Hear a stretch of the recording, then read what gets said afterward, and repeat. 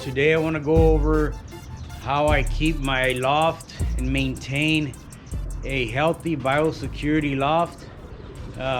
What that is I try to keep enough ventilation going inside my loft and eliminating as much as I can the wild birds from coming into my loft. We all know that wild birds carry diseases and viruses. All we need is one of those birds to go into our loft and to spread a disease, and it's just the end of a lot of good birds for you. So whatever you need to do, and I say whatever you need to do to eliminate the wild birds coming into your yard, you gotta do it. So you got the pigeons, you got the feral birds, all those birds carry diseases. They bring it into your yard, they bring it into your loft, it's gonna become a problem. So one of the things that I do is I try to prevent feeding my dogs outside, or if I do feed them outside, I make sure that they eat all their food. I give them just enough food that they will eat, so that they won't leave no food in their bowls to where the wild birds will come out and feast on. If you leave food around, you're inviting them over to your yard. The same goes with the water bowls. If you have water bowls for dogs, then you're inviting the birds to come and bathe in it and drink in it. So you're gonna have those birds coming into your yard all the time because they know that you're taking care of them. And the way you're taking care of them is you're leaving dog food around. You're leaving the water for the dogs out in the open so the birds could come and do their thing. Many would have a problem with drafts going into the loft. To me, it's okay. We live in the desert out here, so it's good for the summer. It's good for the cooler season. The ventilation I have here is good to make the droppings dry. In case I have a spill of water in there, or in a rainy day we have water going in there. So this ventilation here works good to dry up the damp areas quickly. So as you can see here, I have the expanded metal as the door, the entryway into the kit box. And I have the perforated board, and it's perforated and it's good ventilation going in from this compartment into that compartment, so there's not a blockage of ventilation. The ventilation keeps on circling in here, so this works great to separate the kit box from the bigger loft or bigger compartment. So that's another thing that I did for the ventilation here in my loft. Inside the kit box, I also have expanded metal flooring, and I also have an expanded metal door to where the birds exit out of here. I do not have them trapping inside here. They enter through the entryway, and they exit that exit right here. So it's also expanded metal, and is a good form of ventilation. Also, underneath the expanded metal that I use for the flooring in the kit box, I have trays for the dropping. The trays are distanced about 4 inches from the expanded metal flooring to the bottom of the trays. The trays need to be very tight and secure, for the reason that if I decide to feed inside the kit box for whatever reason, there's a possibility that grains will fall through into the trays. and the wild birds will find their way inside to eat. So you want to prevent as much as you can and keep those wild birds away from your birds. They carry diseases, and all you need is them to spread something in your loft. So next to this kit box, there's another kit box. And what I also did is I put the expanded metal to separate each kit box. It's not a solid board to where they can't be no ventilation going. So I did the expanded metal so that there could be ventilation in between two kit boxes.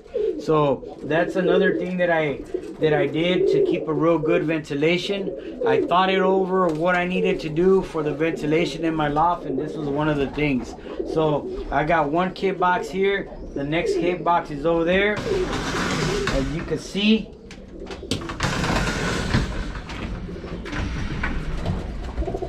there it is.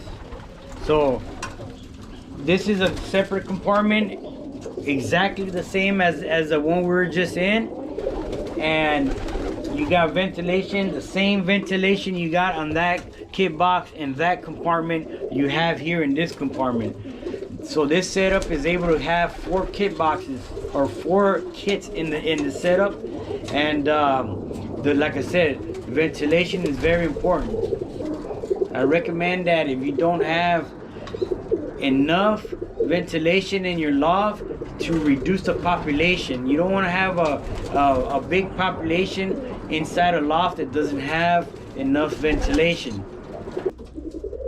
Here's a sample of what I did inside the loft to prevent the wild birds to come in. The wild birds are very smart, especially the little feral birds. They're just as smart as your pigeons. They know when you're gonna come out and feed, and it seems like they all come into your yard, so they'll find any entryway to come in and feast on that feed. So I went ahead and did this perforated aluminum material right here that I put all across the top, and what that does, it keeps the ventilation going without having to block that area with a solid piece of board or whatever. So I still use the purpose of the ventilation, and I also keep out the unwanted wild birds coming into my loft. As you can see inside the breeder loft, I had this mesh right here. It's about like a half inch by half inch mesh, and I did these openings here to where the birds could go into the aviary. The reason I went ahead and keep this was that I want to go ahead in the future and do a vine, some type of vine to grow in between here to kind of separate the heat in the summer from the aviary. So it's either going to be growing a vine in here or getting some type of artificial vines that I could go ahead and mount here, and I think that'll be keeping the loft a lot cooler, and I'll still get the ventilation coming in. So this is gonna work out real good with the ventilation. And as you can see here, I also have the door that's the same type of mesh, so we got ventilation coming in through the door as well. One other thing that I did was insulate the ceiling of the loft, and once I did that, it just made it a lot cooler in here in the summertime. We get less heat coming from the roof. I did leave an opening so that the hot air could go into the roof, which is right here, and that kind of keeps it pretty cool without having the hot air up in the ceiling. So insulating the ceiling was a really good idea that I did, and I'm happy that I did it. So this aviary consists of a 1x1 mesh, and it also has a mesh floor, so their droppies would drop straight down into the ground. They could come out, get some fresh air, get some sun rays.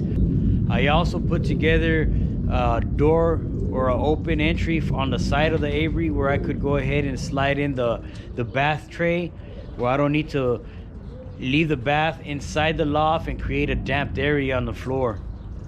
Birds don't like moist, birds don't like damped areas. It for the health of the birds, is always good to keep a nice, clean, dry area. All right, one other thing that I recommend is to have ventilation on the bottom of the loft as much as you can, all the way across your loft. So if you have a loft that's 12 feet, have enough ventilation going across the whole 12 feet. And I recommend doing it in the front of the loft and in back of the loft. So let me explain why I feel that you need ventilation in the bottom. So when the pigeons are inside the loft and they're flapping their wings, they shoot a gust of wind, a wind towards the bottom of the loft. And if you don't have like a grating or expanded metal in the loft and you have a floor, what will happen is the gust of wind would shoot down, and what it'll do is it'll get the dust that's on the floor and shoot it to the sides of the loft. And what it does is it hits the sides of the loft, comes back around and lands. So the dust is doing that all the time, and you have dandruff, you have dust from the droppings. So just picture dust floating around all day long, because the more the birds flying, the more dust flies. So the dust shoots down, the wind shoots down, the dust hits the sides of the wall and comes back around. So now if you have ventilation in the bottom, what happens is the gust of wind shoots down, hits the dust will come out and exit to the sides.